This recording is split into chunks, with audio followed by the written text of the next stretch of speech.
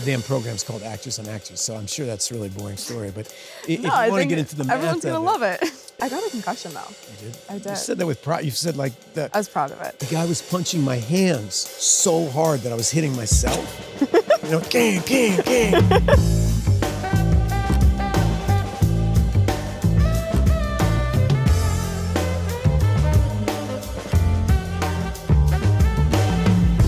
Overhead. Chairs, we can do anything.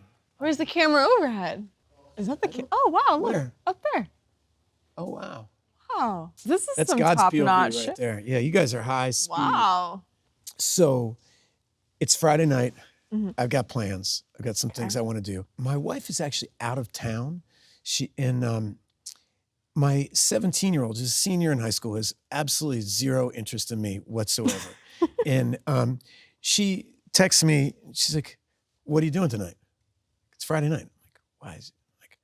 Like, nothing. I'm not. Why? What are you doing? She goes, "I don't know. You know, Phoebe just flaked on me, and we were going to see a movie. Do you want to go see a movie?" I was like, Are you guys in the same house texting each other? "No, she's at school. Okay. She's at soccer practice or something. School's over. It's like that 4:30 mark on a Friday. Okay. And clearly her friends abandoned her. Something had fallen through. She had better plans, but I wasn't really doing anything interesting either. Which I was like, well, my daughter's asked me to go to a movie, so I'm doing this.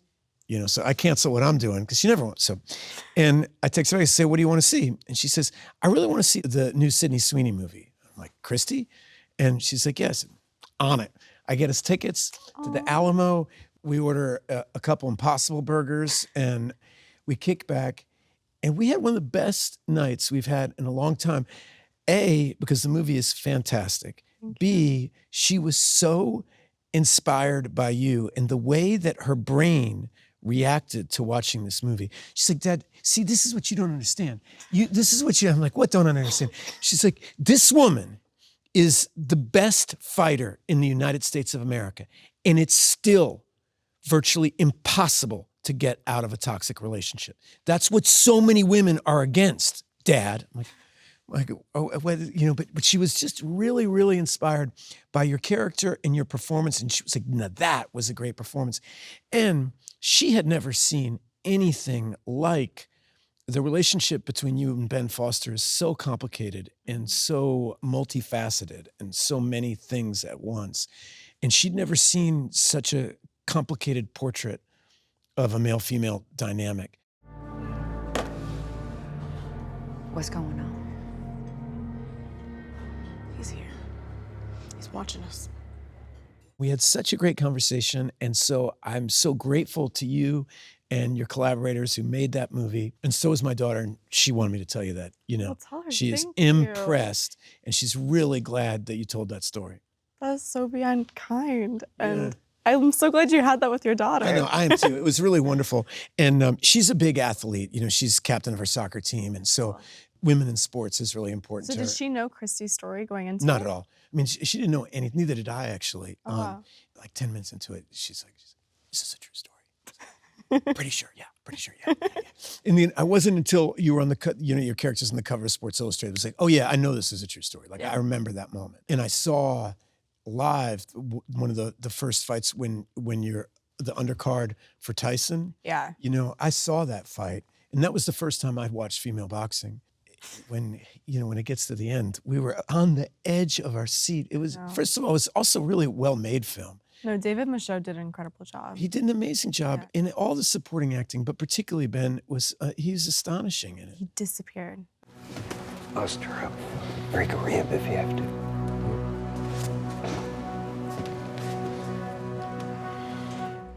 How does that happen? I know that you're a producer on it. Mm-hmm. I know you helped make that movie happen. How does that come to be?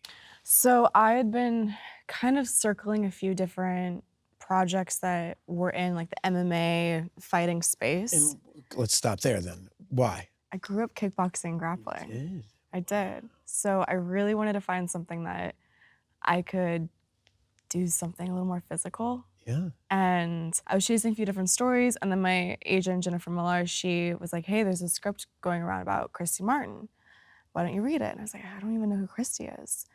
And I remember halfway through the script, I'm bawling my eyes out. I couldn't believe that I had no idea who this woman was. I've never learned about her. And the moment I finished, I got on a Zoom with the director, with David, and I was like begging him to please let me do this project. I was like, I will do anything for you. I will lose myself. This is the most important story. How did it feel to lose yourself like that? I loved it. It's a great feeling, isn't it? I know, you lost yourself. Yeah. I have this thing that when you do these kind of actors on actors, you do these kind of things where you generate a lot of attention for a performance or something like that. It's the actual antithesis of my favorite thing about acting, which is that the conversation starts to be about you, whereas the joy of doing it is actually completely losing yourself. And this feeling you have when you can disappear. And when acting's really at its best, it is this feeling of it's not about you at all. You leave yourself. I know, and it's a high that I've chased my whole life, and it doesn't happen very often, but it looks like you lost yourself in the best way, where it's such a spontaneous performance. You're so alive, and you're so three-dimensional. You're so many different things at one time. Do you hear me? Yes, sir.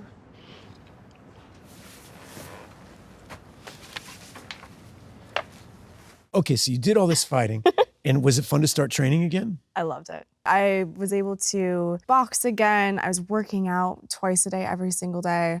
I put on 35 pounds for it. It was like I came to life. I was like, I think I might quit acting and start boxing. Yeah, I loved it. I remember I played Chet Baker in a movie. He's a great trumpet player, and Did you actually learn how to play? yeah, and I got so into it that I was like, I told my trumpet teacher, I was like, we got to put this movie off a year. I said, we got to put this off a year. I just want to play for a year, and then I'll be able to do it. And my teacher said, it'd take a lot longer than a year No. to play close to Chet Baker. And I was like, really? 2 years? He's like, I don't think you're ever going to get there. Personally, he said, but in 8 years, you could give it a go. I was like, all right. You're like, no. Let's just do this. Well, we convince ourselves we're so good at these I know. things. And you have to kind of believe yourself. That's the trick. The trick is it ultimately doesn't really matter how good you are. It's that whether you believe. Yeah.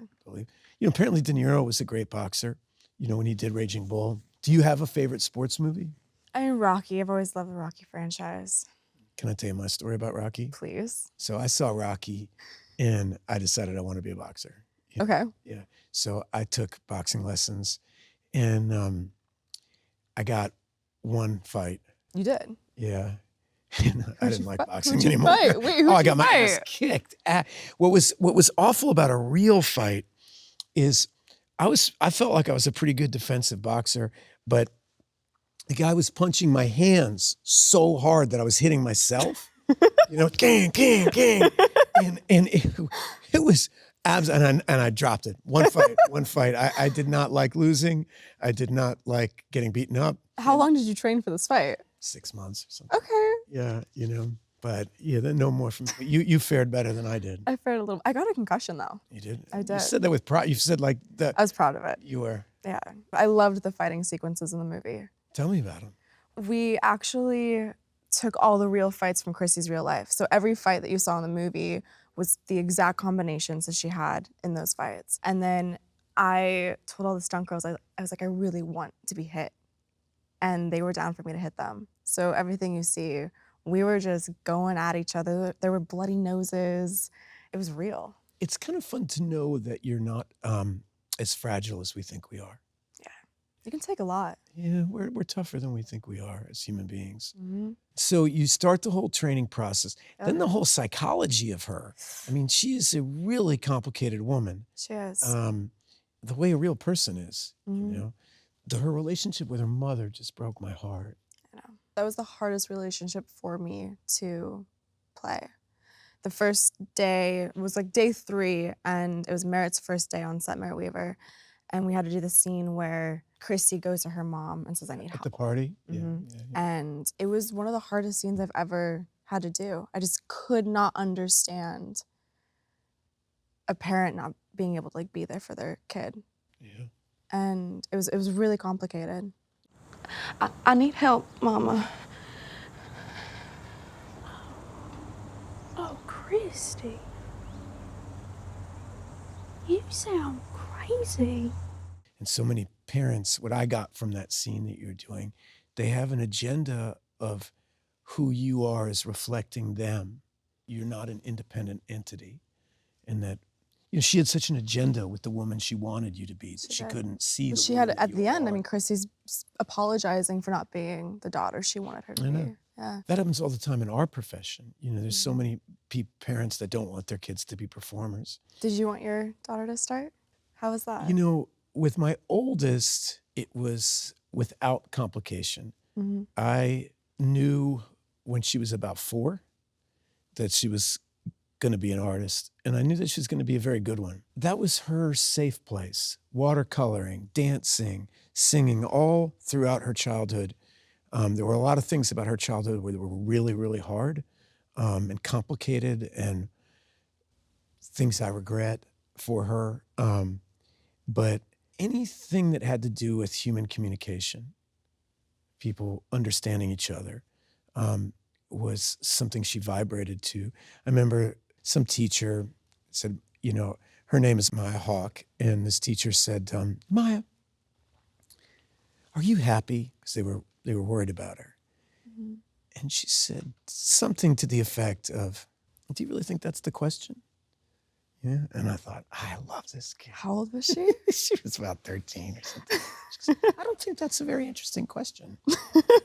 I think there's a lot more interesting questions than whether I'm happy or not. Mm-hmm. Am I happy? No, but I don't aspire to be happy. She was very, and so I never worried about her going into the arts because I knew that was going to save her life. So you're all for it, supported it. Yeah, I completely support it. But what I'm trying to say is, no support was required. Right. There was no decision. Mm-hmm. It was in her. It was going to happen with or without my blessing. Yeah. And she happens to be really good at it. Just amazing. Yeah, and so what I can do is I can help her handle the vicissitudes of the profession. Truthfully, I can't give her anything but an example, right? That's the thing as a parent. It doesn't matter if I say, you shouldn't smoke if I smoke. Right? I mean, how many times you see that? So don't do this, kid. It's terrible for you. And it's meaningless, right? Yeah. Don't drink, whatever you do, don't smoke pot. It's like, so the kids are smart, Mm-hmm. And the truth of the matter is that I've loved this profession. How old were you when you started?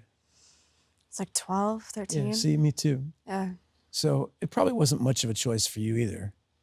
It was just in me. I Yeah. loved it.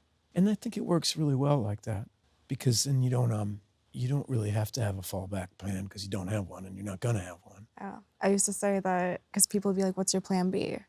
I don't have a plan B because I'm not prepared to fail. I was like 12 saying this. You watch too many Kobe Bryant specials. But I do think it's important in a way not to have a plan B. You can have variations on plan A. Yeah. Plan AA, plan BA, but you got to stay on the course. Here's a question for you. When you have a big part like that, Mm-hmm. and you really give it your all, and you pour all of your heart and soul into it, and it takes over your life, which is what I imagine that it did. It did. You're training, you're working with these people, you're getting to know Christy. I mean, I can imagine what all that is like. And it wraps. Mm-hmm.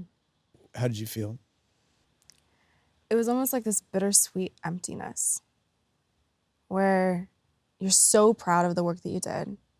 It's a dream role. You just experienced 6 months of everything you've ever wanted. You poured everything into it. And then everybody gives hugs, kisses, and it's a goodbye. And you have to say goodbye to it forever. And it was just like this really interesting moment where I remember standing in front of the mirror. Of course, I still had the weight of Christy. And I was like, I'll never get to do something like this ever again. It made me really sad.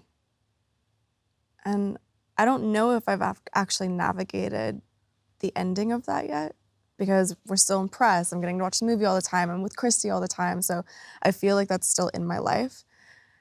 But it was really bittersweet. See, for me, sometimes there's so much talk. People always ask you like what it was like to get into character and how you prepared, blah, blah, blah, blah, blah. And we can do lots of different games and imaginative exercises or hard work and to invite the character into your space, and you inhabit it. But it's very hard to figure out how to let it go. Yeah. and nobody really talks about how to shed a character. And they don't happen very often, but there's a great Paul Newman interview where he talks about part of how he grew as a person was taking the qualities that he really admired in the characters that he played and keeping them, and taking the qualities of characters that he played that he had no respect for, but now he could see them in himself and he could try to shed them, and so this accumulation of roles over a lifetime, he was constantly trying to gain this thing from pretending to be this person to kind of keep that thing that you loved and go like, okay, I saw the jealousy, I saw the greed, I saw the malice, I saw the things and go like, okay, I know that's in me, but I'm going to try to water that part down, and I thought that was kind of a cool way to think about it. Do you feel like you carry your characters like that in a sense? There's a handful, and I'll bet you any amount of money this is going to happen to you, and it's going to be awesome. You ready? It's going to be like 13 years from now, and people like my daughter Clementine, who you don't know, are going to be 27, 28 years old, to be your age now, and they're going to come up to you, tell you stories about the way that the movie impacted them, and it really makes you feel phenomenal that all is not lost. This idea that the void is this kind of negative space. The negativity and stuff is always the loudest, but there's so many like amazingly wonderful people in the world, and they absorb these people that you put out, and it becomes part of their imagination. And in that way, these characters are still alive, and the performances are still alive, and that's wonderful. There's parts of me. I did this movie when I was 17, Dead Poets Society, and I say, "Oh, Captain, my captain," I stand on this desk, and people still come up to me at a deli or something and say, "Oh, Captain, my captain," and I miss like the start of my childhood, so. yeah, Yeah. yeah. There are things you learn about human psychology through playing these parts. I got to talk to Vanessa Redgrave once, and she was one of the wisest people I've ever met. I guess when I had dinner with her once, and she was in her mid-70s, and through playing all these complicated people and all the complicated things that she went through with, different things that had happened in her lifetime where she was in favor and out of favor and different, she'd learned, she was really wise. She was like profoundly wise human being because she'd spent all this time with these interesting characters that were a part of her. So yeah, I hope the characters stay with me. Elizabeth. Larry! My irreplaceable Elizabeth. I'm so happy to see you. I was completely blown away by your transformation, your performance, just everything that you did with Blue Moon. Thanks. I mean, I could not take my eyes off the screen. You captivated me. I can only imagine what the script looked like. I was telling you, I was like, did you have 60 pages of a monologue? And Yeah. you had so many ups and flows and so charismatic, and it's such a complicated character as well. Speaking of. But I'd love to know your entire experience with Blue Moon. All right. Well, my entire experience with Blue Moon is complicated because when I was 23 or 24 years old, I auditioned for Richard Linklater, and I got cast in this movie Before Sunrise, and started a friendship that's, over 30 years on now. Yeah, because it's like your 9th film with him. This is our 9th film together, yeah. So he gave me the script like, over 10 years ago. No way. Yeah, and I was like, this is ice hot. I don't know exactly what, but sometimes you read something like you talked about when you first read Christy, I knew 20 pages in that I got to play this guy. Yeah. And I also, if you start reading a lot of scripts, I also knew there was no way the quality of writing was going to be this high, the first 20 pages and not finish. So when I got to the end, I called Rick. I was like, we got to make this movie. And he said, yeah, we're going to make it, but not yet. I'm like, wait, let's make it. Let's make it now. He goes, no, you're not ready. He's like, you need to be older. So let's work on the material and let's just keep dreaming about it. It's going to be a hard movie to make. It's about such a specific thing. It's in real time. It's in one room. It's a lot of reasons that everybody's going to tell you nobody wants to see that movie. right? We do a reading and talk about it about every 18 months for almost 10 years. Wow. But the magic of, and this is how Rick's process is weird, is you start dreaming about it and you start reading a book about Lorenz Hart and you start listening to music and you come across Ella Fitzgerald's Rodgers and Hart record and then you start a friendship with the writer, you know, and we start working out. And then finally we did a reading once and it was finished and everybody left. We did it just at my kitchen table and everybody left and I looked at Rick and he's like, we're ready. And we got the money together. And then once I knew it was on, the fear came because I was so confident about it. But then once it was actually happening, I was like, wait a second, this is so much verbiage. Yeah. And I need more time. He said, we don't have more time. You got to work. You know, I got an idea. Why don't you not go out to movies on Friday night? Yeah, you know, and we're old friends. So, you know, but he started really laying it heavy on me about the level of dedication that was going to be required. And I've been doing this for a while. And I also knew that opportunities like this, you can spend years hunting for an opportunity to play. Put that on the marquee. Quite clearly approaches perfection. Like Christy, Larry Hart is often two things. I always call it the correlation of opposites. There's this thing like if you take an extremely heavy person and they have great grace, they're a great dancer or something, you can't take your eyes off them. It's when somebody is two things at the same time that seem opposing, that become kind of thrilling to watch. Brando is the greatest example of it. He's so intensely masculine. He's also extremely feminine. And it creates this tension in everything he does. And Larry is like the smallest person in the room and the biggest person in the room. He's gay and he's in love with a woman. He's eroding from the inside with jealousy and warm and empathetic. You know, any scene I'm playing, the opposite of what I'm supposed to be playing is also true.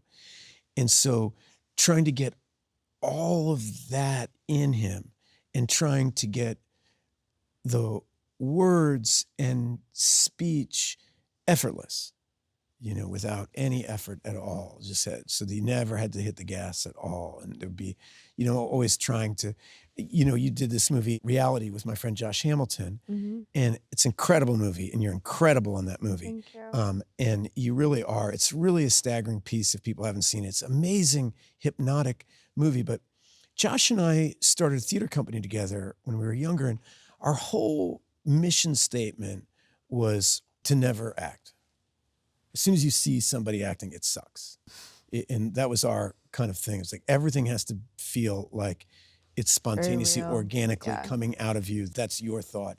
And, you know, specifics create dynamics, all that thing. You have to be so specific in your imagination so that everything makes sense and everything is alive and has the peculiarities of real life. And so I wanted to have that level of naturalism in something that was asking me to walk differently, talk differently, look differently, you know, in a different way that you were going through. You know, I'm on the wagon, Dick. I'm serious. I've been drinking ginger ale all night. Well, except for this second, because this second we have to celebrate. How did you prep for something like that? I mean, the immense amount of dialogue. You really want to know? I'm always interested in how other people Well, memorize everything. what I do, and I started doing this a really long time ago, I handwrite everything like it's my journal. When I'm memorizing, I'm not memorizing from a typewritten final draft page. I don't want to have that in my brain, and I don't want irrelevant stage directions to be part of, because sometimes scripts say this, you know, upset, he says, "Can I have a drink?" And you can't undo it. You see it in your brain. See it in your brain. You're Yeah. upset. Can I have a drink? I was like, I'm not sure. There's a lot of ways to play upset. It might be, can I have a drink? You might laugh on it, and that would reveal, like, it's just like all these things. You try to get rid of all that. So I'd handwrite the whole script out. This script took forever to handwrite out. I can And imagine. then I do it again to see what I remember and what I don't remember. And then I do Oh, you write it from memory. I try to write it from memory. Wow. And then I look and I see what I got wrong. And that process really helps me go, oh, no, it's not that word. That word's over here. Oh, I already used that word. It also helps me be extremely critical of the writer in a positive way. I can say, listen, you know, it's interesting. I'm using that word 4 times in these 4 different. I keep using that word. Doesn't seem like I would use that word 4 times. I think this is a better word. Do you think it's a better? You can just start doing that kind of thing. And then I try to record it with no acting, right? I listen. If I think I have, I take 3 pages or something, and you try to learn that. And I try to record it with no acting. And then I look at the script and see what I got wrong. Sometimes I did something wrong that I like better, and I kind of can work that in and figure that out. Take Billie Eilish's Birds of a Feather, something like that. I know all the lyrics to that song. I don't know how I know all the lyrics to that song, right? But I didn't learn them. I absorbed it at coffee shops and on the car radio, and it's in me now, those words. And I think in an ideal place, especially if you have a lot of verbiage, for it to feel effortless, you can't be trying to remember. And so I would give myself tricks. Like, the truth is, John Voight taught me this. This is years I was like 19, which is you unlace your shoe, right? And you have to do the speech lacing your shoe, which if I was talking, lacing my shoe, it would be no problem. If I'm trying to remember something, then it's difficult to do. Until you can do that, until you can do other things, you don't really know it. And if you can try to learn it with absolutely no ideas about your performance, then you leave yourself incredibly open to the other actors and to a director and all your collaborators to shapeshift. And it's not a problem if you don't have many lines, which is usually what most movies are, because it's easy. But if you have 15-page like monologue or something, you have to work that tedious of a way. The damn program's called Actors on Actors, so I'm sure that's a really boring story. But if you want to get into the math everyone's gonna of love it. That's the great thing about trying to do one of those, like, I played Henry IV and Macbeth and some of these big epic texts. It's kind of like when you're training, if you run with weight on, when you take the weight off, it's so much easier. It's the same thing with some of those big epic plays. Is once you've memorized, one of these huge texts. Do you find more of a love in theater than on screen, or what's something where you feel more alive? If I'm working with a great film director, that's like my happy place. But really, I like being in the room with talented people. The great thing about plays is the editor doesn't mess it up. The director doesn't mess it up. They don't put some lousy, you're there. It's just all the actors. Yeah, I control whether it goes fast or slow. I control, like, if I want this scene to be angry, it doesn't matter what the director says, it's gonna be angry. And they're not gonna sit in an edit room and change it, And that sounds aggressive and hostile, but over time, there's a great Fran McDormand quote about, I don't need a great director, I need a good editor. And It's so true. It's so true. It's so true. Like, one of your first big experiences was on television, the Euphoria, right? That was a big thing in your life. Yeah. Do you have much experience on stage? Is that something that interests you? I have horrible stage fright. Yeah. Like terrible stage fright. You know what that is? What? Inexperience. It really is. No, honestly, well, I didn't, because I didn't grow up doing it. Yeah, if you don't grow up doing it, if you did it 5 times, it would go away. I'd probably enjoy it, honestly. I've seen so much of your work, and you're just an excellent actor. Thank you. I saw you in the Americana as well, which you're fantastic in. Thank you. And I think that you'd really enjoy it because what you said earlier about disappearing, the great thing about long takes, why you like the fighting and stuff like it, because you get to be You get to live in it. You get to live in it. Yeah. I think that's why I've always been so amazed with so much of your work. 'Cause I truly feel like you're living in it so deeply. And I want to come watch you in theater one day. Oh, well, I'll drag you out. You won't love that. watch, you'll be there. Oh, gosh. Yeah. We'll put you in. Oh, man. I might be really nervous the first time, and then I'll get better. Everybody's really nervous. That's the fun of it, is it's like fighting in that way. When you're on the other side of it, it's so rewarding. Yeah. You must have been terrified to play Christy when it first started. I was, but I found a strength within her that I fell in love with. I was more nervous doing reality because of what you were saying of the immense dialogue. Yeah, right. And in most movies, it's quite a back and forth, and there's time, and you can sit down and relax. But this was, you're on it the entire way through. And it was the transcript, so I'm having to memorize the ums and the ands and every beat. And they were all so important. Yeah. And you get really nervous. One of my favorite moments in Christy, I love how happy you are when you get in the trailer home for the first time. Yeah. And you've got your own space. Your own space. you know? And the way you played that, it's so human. And I wouldn't have thought of it. And it's just to see you light up finally a room of one's own, you know? There you are. It was really beautiful. Thank you. What was Euphoria like? I think Euphoria was the beginning of everything for me. Like, I learned so much about the importance of a crew, everybody's jobs. I learned to be more confident in myself. I was really nervous. And Cassie is a very emotional and heart-driven character. And so I had to be very free with every choice that I made. I had to not question myself. I had to just like dive in, make crazy decisions, and not judge what I was doing. And the more and more I did it, I just wrapped season 3. I am so thankful for it because I'm so free in all my choices. Like, I'm not scared to try something, even if it's completely bonkers. And we ended up having this thing where Sam would always go, all right, let's just do a Cassie crazy take. And they were always our favorite takes because we would just let all rules or anything go and completely lose yourself to it. I love it when directors do that. Oh, it's so They have that nice. And you just get to confidence. do anything. Yeah. Like, there's no direction, just like do whatever you feel in the moment and it just comes to life. Yeah, Linkletter sometimes would say that on Blue Moon too. It's like, all right, we got this. Why don't you do one and, you know, just do everything you ever thought of doing, Yeah. but we're worried it was bad. Like, you know, best. and then you're like, all right, so you're like, it's for free. It's like nobody's gonna see that but the people in the room and the editor, and but you might find something. Yep. And invariably you always do. Always. Especially with Cassie, I always find that those crazy takes they're the ones. I'll tell you this, you know, it's really, it's exciting to see somebody lay it all out there. And you know, I really believe this.